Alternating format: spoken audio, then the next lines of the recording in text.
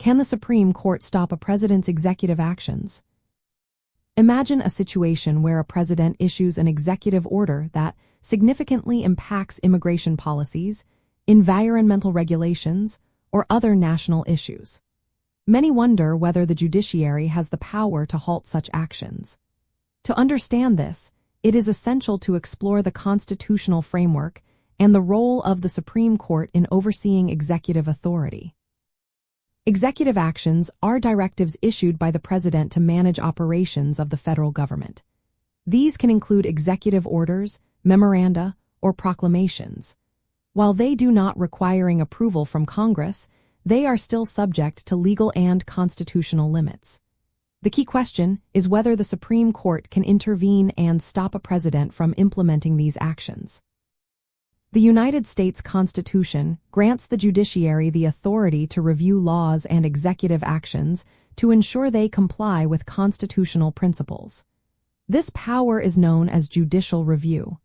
When a president's executive action is challenged, it can be brought before federal courts, including the Supreme Court.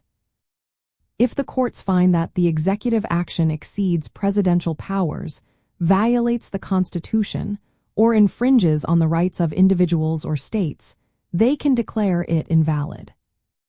Historically, the Supreme Court has exercised this authority in several notable cases. For example, in the case of United States v. Nixon, the court ruled that the president could not claim absolute executive privilege to withhold information.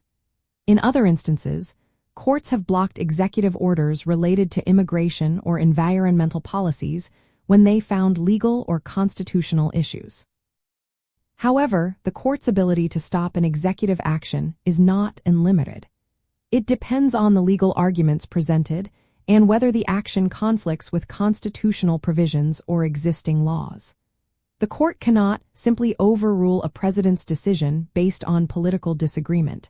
The challenge must be grounded in legal violations.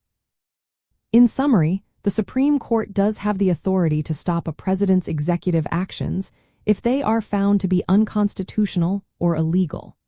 This judicial oversight acts as a vital check and balance within the American government, ensuring that executive power remains within constitutional limits.